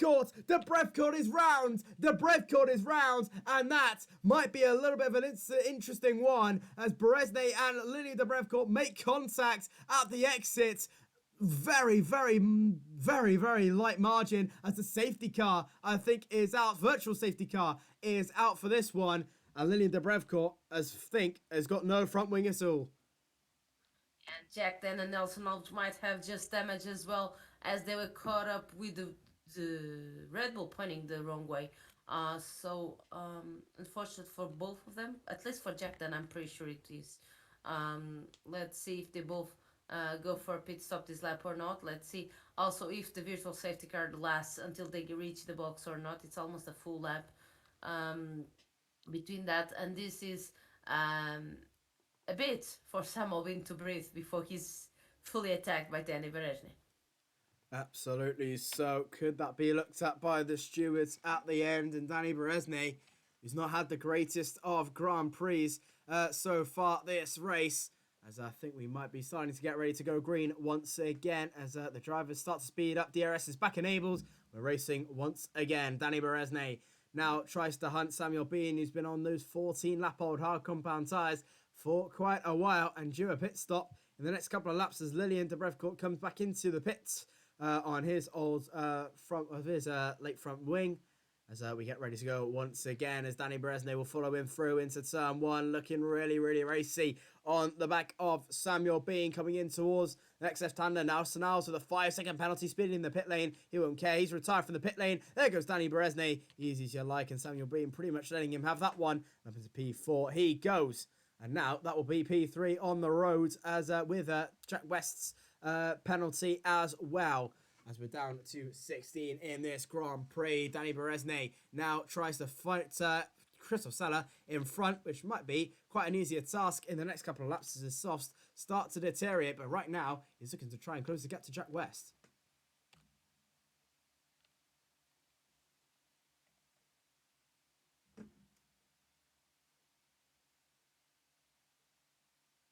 I think we might have lost Joanna once again. Hopefully, we can Oh, try and get her back. sorry. Oh, there we Can go. you hear So, me now? yeah, I Yeah, can hear you sorry. now. There we go. As I was saying, it will be Ismail Fassi's time to go and attack Samuel Bean, the driver on the old hard tires, really struggling at the moment, but deciding it was best than pitting at that time, considering that Jack West was ahead of him. And Ismail Fassi with the DRS, this should be a pretty simple and straightforward overtaking. He goes side by side and he will be breaking ahead of Samuel Bean into turn one. Absolutely, there goes Ismail Fassi up into P5. His next target is Danny Beresnay, is championship leader, championship rival in this championship so far. And Beresnay looking to try and to extend it to about 34 points of an advantage, maybe even more if he can try and get into the positions of Jack West, which I think he probably will be with West's penalty at the moment. 9 laps still to go though. As Christoph Seller now has a look, trying to have a look on Jack West as they come towards the back straight. Istvan Pukki still leaves this one and looking likely to be leading it all the way through. Bogdan Moldovan gets past Samuel Bean, struggling Samuel Bean, and so does Jan Haladej. As Christoph Seller having a little bit of a moment on the exit. Yellow flags, and that's Andrei Molnar in to the wall as well. Could this be a safety car? Yes, it is. Yes, it is. How many drivers will we have finishing the Grand Prix? And I wonder what Tony Richer and Nelson will think, considering that they just returned on pits. Uh, Especially Tony, who was so in the beginning of the race. If this couldn't have helped them getting to a better position. We have Christoph Zeller going into the pit lanes. Of course, those mediums, those softs wouldn't last till the end, but he's not the only one with Samuel Bean, the Godorningolo, Andres Lopez, and Felipe Souza all going. No, not Andres Lopez, Felipe Souza all going into the pit lane. Now there's Christoph Zeller swapping for medium, so probably no softs that would go to the end. And Samuel Bean going for used mediums, but it's only 3 laps, so it should be fine to go to the end. Absolutely. So, as we just seen, Chanak Inchi in P8 at the moment jumps everyone on the pit lane. As softs going on for Gordon N'Golo, Felipe Sousa as well, as you just mentioned there. So, I think they can probably go the way with how obviously Christoph Seller has been going. He's been going quite well for those 5 laps. As they go into 21, 22, 24, 5, 6, 7, 8, 9, might be okay in the end. If they push a little bit less near the end, they might be okay to go until the distance. But Christoph Seller in P10 at the moment on the medium compound tyres. Chanak Inchi is P8, but with that 3-second penalty, he's going to need something big in these next couple of laps to try and get himself up towards the table. It was going so swimmingly until it wasn't on that first safety car restart where he went into the pits for a fresh front wing. And now sees himself in P8 with a penalty to his name as well. Currently seeing an Alfa Romeo 1-2. This one Pukki winning at the moment. Jack West is P2 with his penalty though, which will elevate Danny Beresnay into P2. Ismail Fassi will be P3. Bogdan Moldovan is 5th. Jan Halliday is 6th. Lucas Jan is in 7th. With Chanak Inchi, who just said, in P8. Andreas Lopez is P9. And Christoph Seller is in P10. And this looking likely, Istvan Pukki's pretty much been leading this one all the way through. Yeah, interesting to see. We will have quite a Lillian and Jack then pitting again. Interesting to see where will Kodorningolo be able to go up to, and Samuel Bean, who decided not to pit on the first attempt.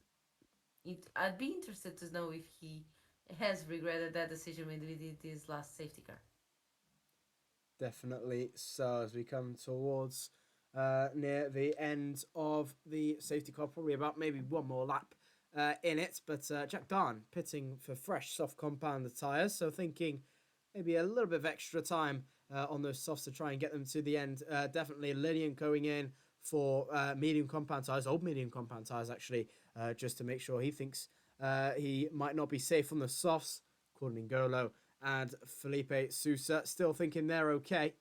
Samuel Bean on the mediums. Everyone else pretty much on the mediums apart from those 3. As we get ready to go near the end of the safety car restart, Jack West is P2 at the moment. Danny Beresney, and now, yeah, the safety car is in this lap. And now we see who will be the victor in Australia. Isfan Pookie leads the way. Jack West is P2. Danny Beresney is in P3. Currently P2 with the penalties. It's going to be an awesome day for Alfa Romeo with that 1-2 so far. Not sure if it'll be enough for the championship, well, for the Constructors' Championship yet. But we have to Abu Dhabi. It might just be as Danny Beresney sits tight to Jack West. There's still a race win in this for Danny Beresney from 8th on the grid. A shocking qualifying from his perspective.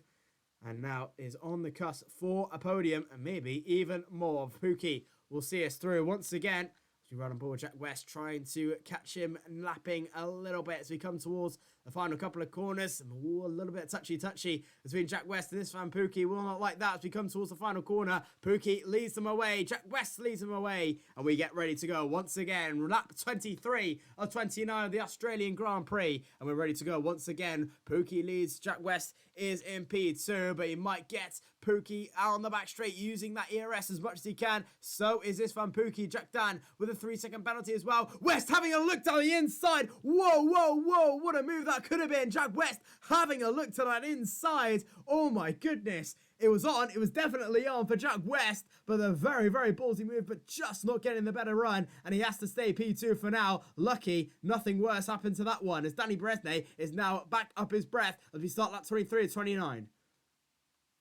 Back in the rear of the race, we had quite a few swaps. Another one between Felipe Sousa and Samuel Bean, and we have Christoph Sella all over the back of Anders Lopez, who is all over the back of Cena Ginji. So an AlphaTauri sandwich between the two Alpines, but really tight between all these drivers.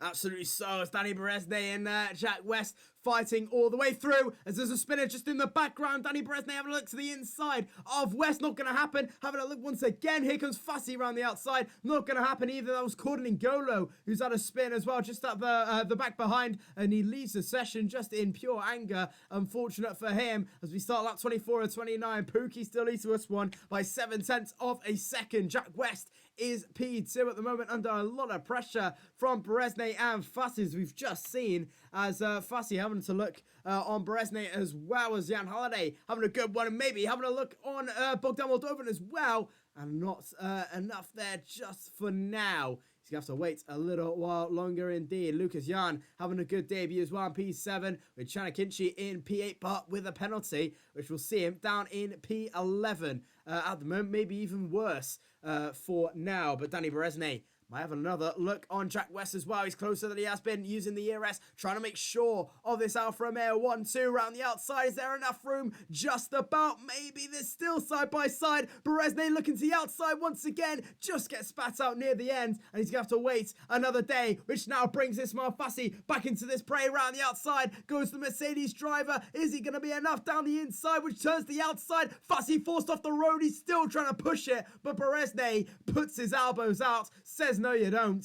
and Beresney still holds on to this P3. Yellow flags in sector 3. It's Lillian, and spinning in the same spot that Codorningolo had spawned, and now a bit far away from Samovin and any chance of points. Absolutely, as Felipe Sousa having a look down the inside of Chanakichi, almost making contact, I think, there, as Sousa around the outside. Might be a punter passer in question there, but we'll have to look towards the stewards with that one. A little bit naughty from Sousa, but at the moment gets P8 at the moment, but right now pretty much 8th anyway with the penalties on how it's working, and now is behind his teammate of Lucas Jan for P7 as well on those soft compound tyres. Already looking probably to try and get the job done. Beresney, however, really trying to push on the back of Jack West as best as he can, almost losing the penalty, the 1 second gap that West had, as Felipe Sousa just in front just gets past Lucas Jan for P7. Beresney looking as best as he can to fight with Jack West through the right and through the left. Here comes Beresney once again, but here comes Fassi as well. Akinci with another 3 second penalty up his sleeve, and that is now 6 seconds worth of penalties. Not decent at all for Chanakinchi, and this is not looking good at all. Rounding the right-hander comes Danny Beresney. And it's still P3 for now. We'll have a look towards the penalties, how everyone is doing. 6 seconds for Akinci. Everyone else on 3 seconds. That's Jack Darn and Lillian de Brevcourt, and also Jack West, who got it on the first lap of the race. Jack Darn now puts himself into P11. Danny Beresne closing in on Jack West. Ismail Fassi closing in on Beresne as well as they come towards that 26 and 29. 3 laps to go in this one. Beresne, was Ismail Fassi having a look to the inside of Beresne, not looking a little bit there's more. Contact between Jack Den and Christoph Zeller with and Samuel Bean, Andres Lopez.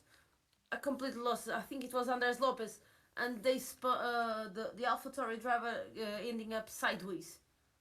Not decent at all. Something happening there, but here comes Ismail Fassi just further up the road. Fassi and Beresne giving it all on Jack West once again. It's a popular timing zone for Beresne to have a look to the inside. Not going to happen. He's going to get to the switchback. Jan Halliday with a 3-second time penalty. Fassi going to turn to the inside on Beresne. Is this going to be 3 wide? West Chalmers tries the back straight. They make contact a little bit. Beresne and Fassi. It's a little bit of a late move from West as there goes Fassi into P3 as it all gets really, really nervy in this late one. Beresne losing a position as Fassi up into P3, late braking as further up the field. They're 3 wide with Halliday, Moldovan and Sousa, and there goes, oh my goodness, there goes Halliday, who just gets spat out as it's all happening on lap 27 and 29 with 3 laps to go. Halliday now back into P13, not looking good at all, but this podium is looking really, really tasty as Moldovan up to 5th, might be 4th after penalties as well, but Jack West, Ismail Fassi and Beresne is how it stays out now. Unfortunate. I'm not sure if it was not down to lag between that contact between Felipe Souza and Jan Alades, but Jan for sure didn't really deserve to end this race out of the points after such a brilliant race from the Czech driver. But of course, we have Ismail Fassi ahead of Dani Beresne, and let's see if he still manages to pass Jack West at least. Still on track, or if it will be down to the penalty, because I'm not sure. I think those 3 seconds from Jack West were on lap 1, so that might be due to contact and possibly to remove. So I'm pretty sure that the Mercedes driver will try to pass the Aston Martin on track. Absolutely, there's always something you can do. Jan Halliday with another 3-second penalty as Chanakinchi moving down as well, but yeah, Fassi will definitely want that going in as Jack Darn and Christoph Seller having a crash. Not sure what has happened there as we're now down to 13 in this one as it's all getting quite touchy in this race. I'm not sure what has happened there, but Jack Darn and Christoph Seller all out of the race, probably through to a crash. But we'll focus on with the final 2 laps. Jan Halliday speeds as well. He's bow out of this Grand Prix. We're now down to 12 drivers in this race. Not ideal at all, but we keep on going. Fassi versus West versus Beresne, all in this fight for the last couple of laps of this race. They now maybe try and start to settle down a little bit more, but Istvan Pukki pretty much has been leading this one start to finish, and this has been a dominating drive for him and a brilliant drive, and he is looking likely to pick up this race win, and is probably, I think, his first race win of the season. But Jack West has other ideas. He wants this on track, and maybe having a look on Istvan Pukki's, his tyres maybe start to die a little bit more. Yeah, let's see, 2 laps to go. 1 and a bit, really, if we think about it. Let's see what our drivers will show us. Of course, those on the soft compounds losing a bit the advantage they had at the beginning after the safety car went in. All on the DRS range of each other until P8, but the margin's a bit bigger at the moment. Absolutely, as we move over to the final lap of the Grand Prix, and it is lap 29 and 29. Pukki leads this one. West is P2.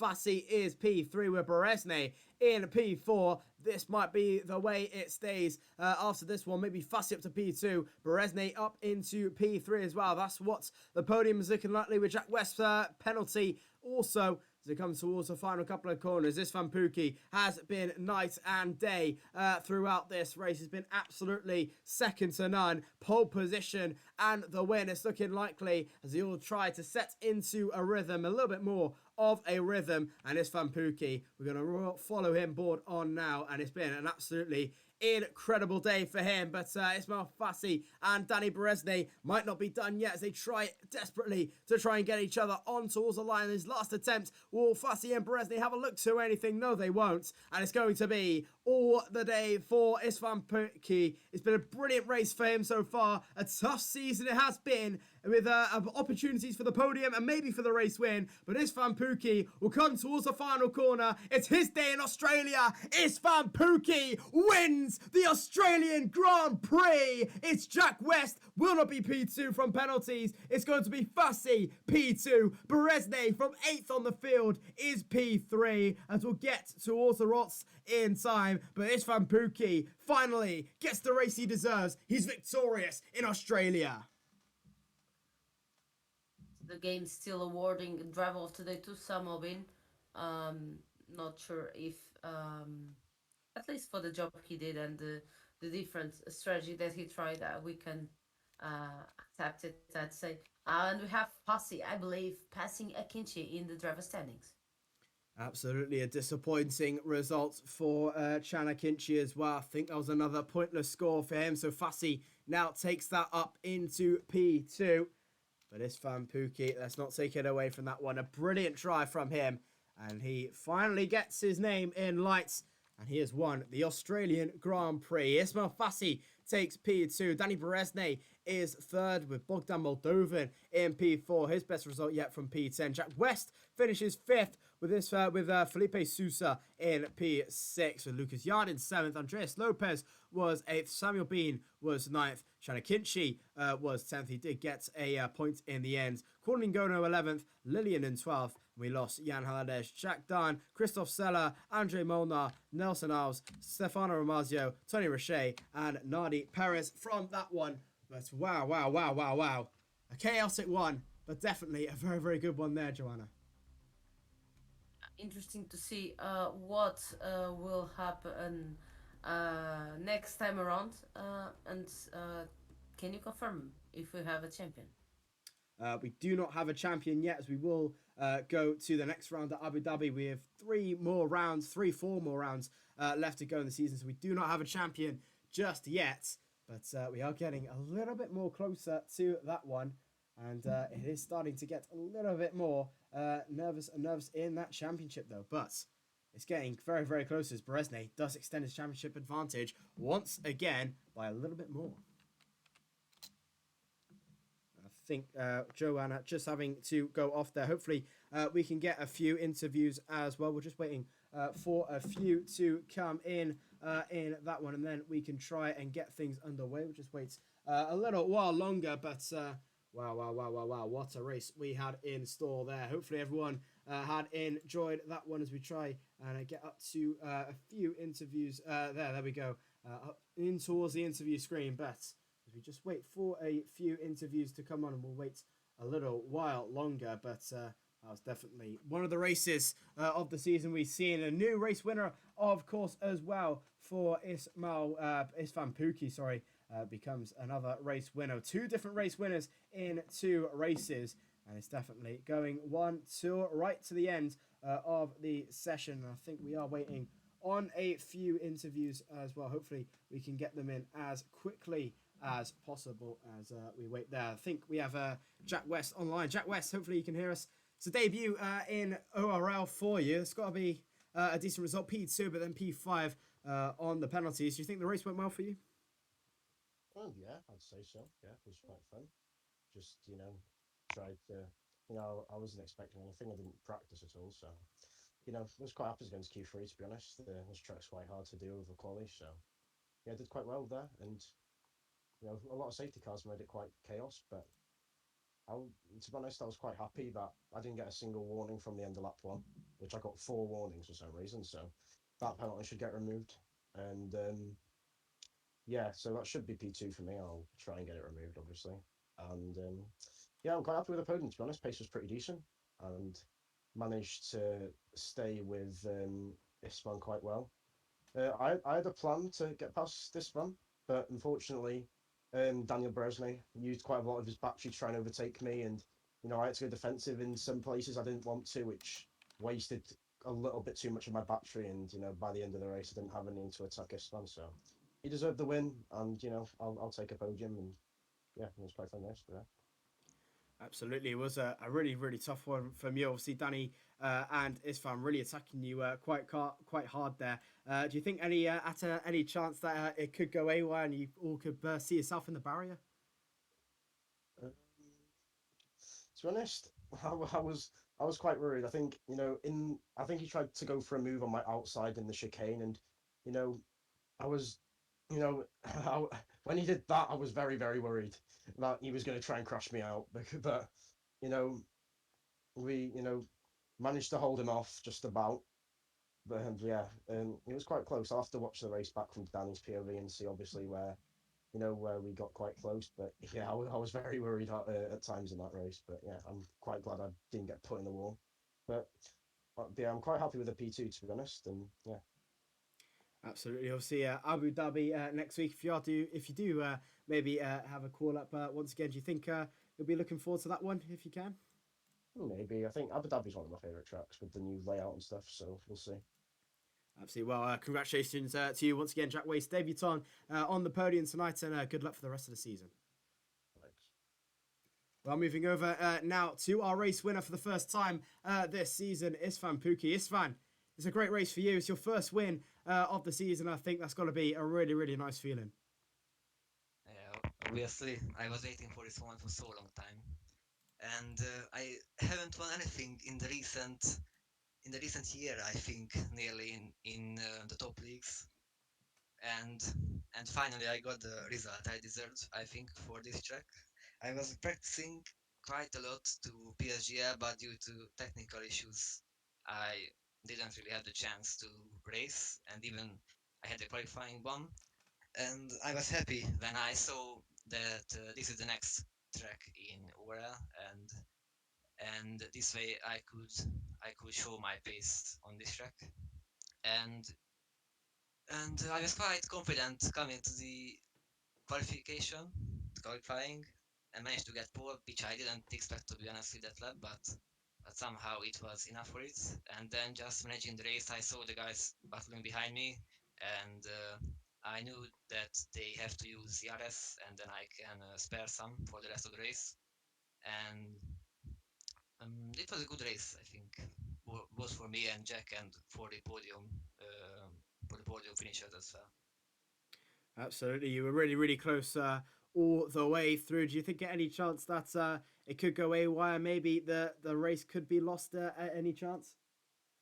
Yeah, I had 2 warnings by lap 9, 2 legit warnings, and I was really worried that I'm gonna get the third as well because after the first safety car or VSC, I don't know, first safety car I think, yeah, I didn't really I couldn't really find the rhythm I had in the first 2-3 laps, and picked up the 2 warnings, and at that point I was a bit nervous about it, but managed to keep it on 2 warnings. So yeah, that's all I think. Absolutely. Well, Abu Dhabi next week, of course, in our last couple of races of the season. You looking forward to that one? Try and climb the ladder once again. I like Abu Dhabi, especially the new layout. I think it became an even better track, and haven't really put much effort on that track so far. Need to practice it and gonna see the pace, but maybe a top 5 for sure, I guess. Absolutely. Well, congratulations once again, Isfan Piki, our race winner here in Australia, and congratulations once again. Thank you. That is pretty much it. That pretty much brings us to the end of the stream. Once again, apologies for a few of the issues all the way through, but hopefully that'll be fixed for the next round. We move over to Abu Dhabi next week, and then a few more races, which should be announced in the not too distant future. And thank you all very, very much for watching and holding on to a few of the difficulties. But my name's been Joshua Davis. Thank you all very, very much for watching, and we will see you next week for the Abu Dhabi Grand Prix. Thank you very, very much, and good night.